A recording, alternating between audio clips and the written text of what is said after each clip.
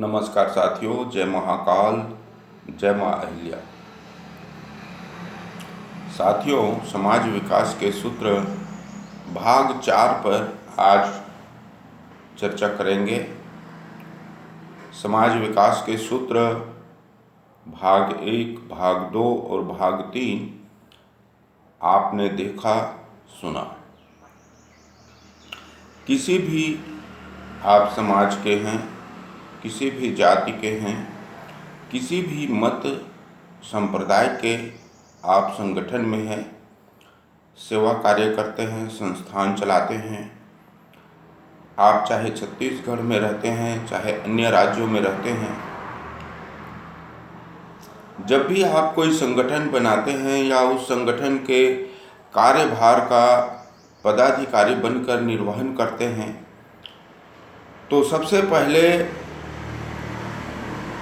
समाज के विकास के लिए, परिवार के विकास के लिए, समाज में रहने वाले युवा साथियों के लिए, महिलाओं के लिए, बुजुर्गों के लिए, प्यारे प्यारे बच्चों के लिए आपके पास योजना होनी चाहिए, आपके पास उद्देश्य होना चाहिए और आप उस योजना और उद्देश्य को लिख करके रखना चाहिए और उसे रोज़ पढ़ना चाहिए। आप सोचेंगे कि एक दिन पढ़ लेने से तो हमको ज्ञात हो जाता है, बार बार प्रतिदिन पढ़ने की आवश्यकता क्या है। साथियों, जब हम किसी विषय वस्तु को बार बार देखते हैं, सुनते हैं, पढ़ते हैं, तो उसके प्रति हमारी आस्था दृढ़ हो जाती है कि हमें यह काम करना ही है। इसलिए उसे बार बार पढ़ना पड़ता है। हम मंत्र का जप करते हैं तो एक ही मंत्र को जीवन भर जप ध्यान करते रहते हैं। एक बार पढ़ लिया तो फिर बार बार पढ़ने की आवश्यकता क्या है? नहीं, बार बार पढ़ने से ध्रुवीकरण होता है और उससे अद्भुत शक्तियाँ मन, बुद्धि, विचार में जागृत होती है, जो सूक्ष्म होती है, दिखाई नहीं देती। लेकिन जो भी हम काम करते हैं, क्रिया करते हैं, तो उसके पहले जो वैचारिक शक्ति हमारे भीतर में, आत्मबल हमारे भीतर में पैदा होता है, उसी के बल पर हम सारे कार्य को करते हैं। इसलिए समाज के विकास के लिए और अतिरिक्त बल की आवश्यकता होती है।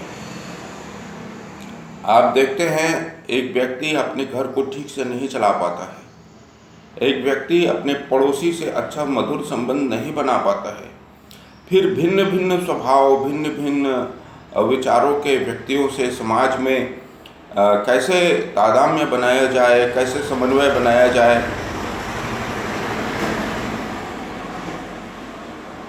इसके लिए भी अतिरिक्त ऊर्जा की आवश्यकता होती है, धैर्य की आवश्यकता होती है। इसलिए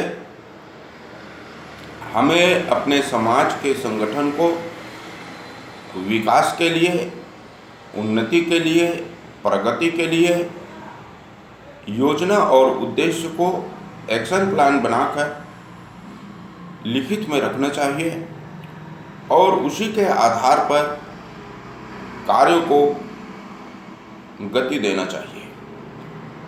जैसे एक समर्थ व्यक्ति जो होता है, भवन बनाना चाहता है, तो दो प्रकार के व्यक्ति होते हैं। एक व्यक्ति अपने मन से नींव खोदकर भवन बनाता है और दूसरा वही व्यक्ति, उसके पड़ोस में रहने वाला, इंजीनियर से नक्शा बनाकर, एस्टीमेट बनाकर भवन बनाता है। दोनों के भवन में, उसके गुणवत्ता में जमीन आसमान का अंतर होता है। एक व्यक्ति प्लानिंग से काम करता है तो देर ही सही लेकिन सफल होता है और उससे अनेक लोगों को लाभ मिलता है। दूसरा व्यक्ति के पास कोई प्लान नहीं होता, मनमानी भक्ति करता है, मनमानी काम करता है कुछ दिन और फिर मुख्य धारा से बाहर आ जाता है। क्यों? क्योंकि उनके पास कोई प्लान नहीं है, कोई एक्शन नहीं है, कोई उद्देश्य नहीं है, निरुद्देश्य काम कर रहे हैं। आप किसी संगठन के प्रदेश अध्यक्ष हैं तो आपको मालूम होना चाहिए मेरे प्रदेश में कितना जिला है, कितना ब्लॉक है, उन ब्लॉकों में कितने ग्राम हैं, सारी चीज़ जानकारी आपके पास होनी चाहिए। और बातें तो सबकी सुननी चाहिए, सलाह सबकी लेनी चाहिए। कोई सलाह देता है तो बुरा नहीं है, उसे सुनना चाहिए, लेकिन निर्णय हमेशा अपने विवेक से लेना चाहिए। जो लोग दूसरे के बातों पर आश्रित रहते हैं, दूसरों के बिना काम नहीं कर पाते, वे लोग अक्सर आगे चलकर फेल हो जाते हैं।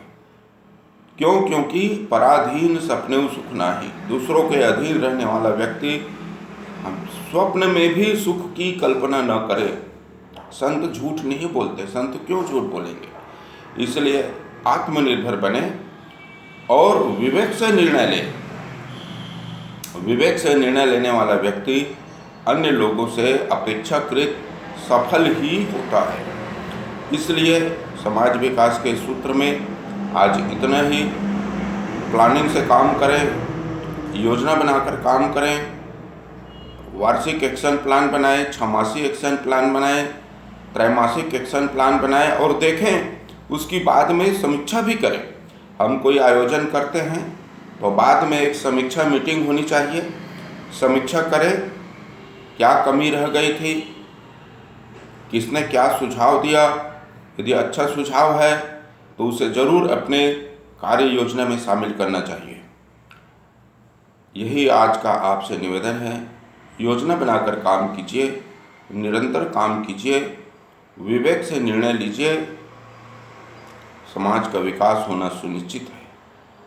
इसी से समाज के सर्वांगीण विकास का मार्ग प्रशस्त होगा, युवाओं में उत्साह जगेगा, महिलाएं आत्मनिर्भर बनेंगी, बच्चों में शिक्षा के साथ साथ संस्कार भी प्रस्फुटित होगा। जय महाकाल, जय माँ अहिल्या। छत्तीसगढ़ के सभी समाज के सम्मानित पदाधिकारियों को जय महाकाल, जय छत्तीसगढ़। ओम शांति शांति शांति।